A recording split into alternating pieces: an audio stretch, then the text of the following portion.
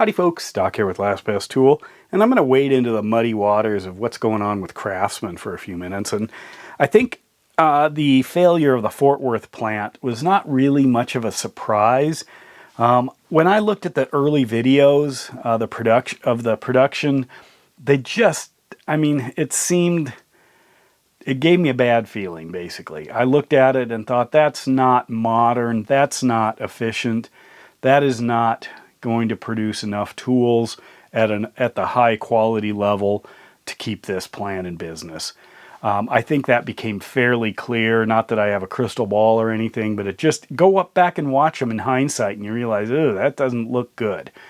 But anyway, where I think there is a gold mine with Craftsman Tools is in the aftermarket or the used market, secondary market, and that is in a certain time window. When it's USA made, when there was nothing fancy going on, when they were just good solid tools, which is probably from the 70s, 1970s through maybe the early 2000s, I have a ton of Craftsman tools.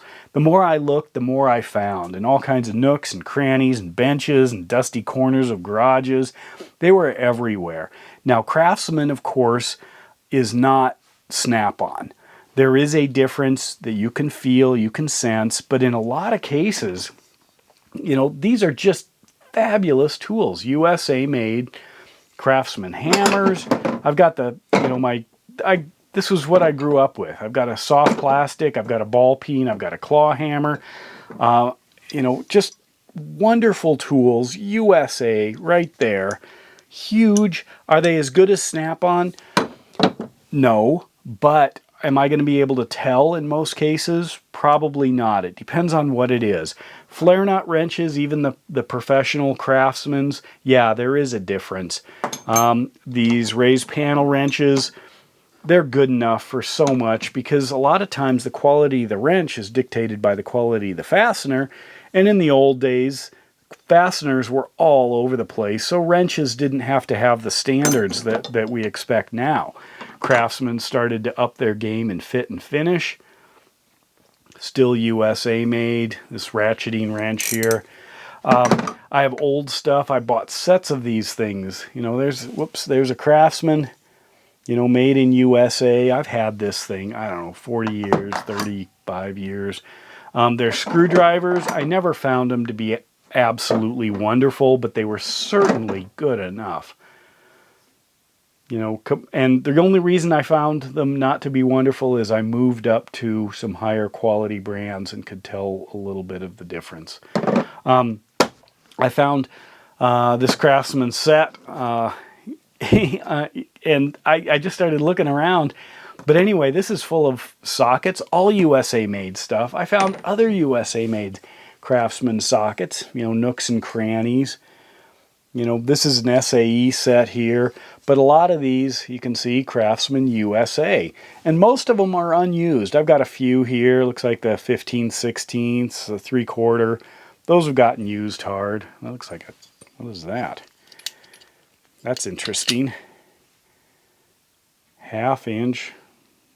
What do you make of that? Anyway, I've got all kinds of stuff. And then I found this. This is actually a tray full of mostly Craftsman USA made sockets, big stuff. This is all USA made, SAE, hexes. Found some Snap-on in here too. Kind of cool. But anyway, tons of Craftsman. Is it good enough? It's good enough for most things. In fact, I found some of the saws. That was just kind of the go-to place for saws. So we've got Craftsman, high quality, professional level as far as a hacksaw. Hacksaw. I have a bunch of these different Craftsman with the Sears branding. Beautiful. Look at the workmanship on that for a handsaw. Craftsman. Still works great. Now they're more wall hangings. I just hate to mess them up. I should use them. Now, are they Snap-on quality? Do they have a warranty? No. They are not Snap-on quality, and I basically consider these Craftsman's to not have a warranty anymore. Yes, you can get them warranted, maybe. They might get a new screwdriver, but it is not going to be a USA made screwdriver. It's not going to be, you know, forged the same way. It's not going to hold up the same way. It might have a weird feel. You know, some of these I warrantied out one of my old 3/4 or excuse me, 1/2 inch ratchets, and I got a overseas made one. Supposed to be good. It just doesn't feel right. The head is kind of interesting. But, you know, we're not talking Snap-on. We're not talking Snap-on prices, although some of the Craftsman are expensive. I've had Craftsman Professional here. These are not that great. They never have been. They weren't right off the bat. But this was the best that Craftsman was offering at the time. I'm underwhelmed, primarily because I've moved up to higher quality tools. As far as the warranty, if Snap-on, you know, if you warranty out something from Snap-on, you're probably not thinking, oh, I'm going to get some overseas yucky branded version of it. I'm not going to get the quality that I was expecting. It's over. Well, with Craftsman, I think a lot of that is the case. You know, I've hung on to a lot of my USA made ratchets. You know, some of them, if they wear out, it's over. Even though they have a lifetime warranty, even though Craftsman or Lowe's or Ace or whoever will replace them, they may not replace them with anything that's equal. And there are so many YouTube videos of people replacing it multiple times, trying to get something that actually works. But a lot of these USA made ones, when they die, it's over. You can get a replacement, but you're not going to get the same quality. So you just move on, which means you can go after the secondary or the used market and not worry, because that was the end of the line. They are not making these things anymore. They're not making these high quality, made in USA, pretty good tools simply because they're trying to cut costs and compete in the global environment. So you can get these. They don't come with a warranty. I mean, technically they do, but you're going to get some secondary quality, you know, when you try to replace it. So don't worry about that. But Snap-on, you know, was always a top tier brand. Craftsman saturated the market. And, you know, as much as people like to move up to the Snap-on, they don't have literally piles of Snap-on floating all over the place. Grandpa had it, Dad had it. You know, they were given as gifts.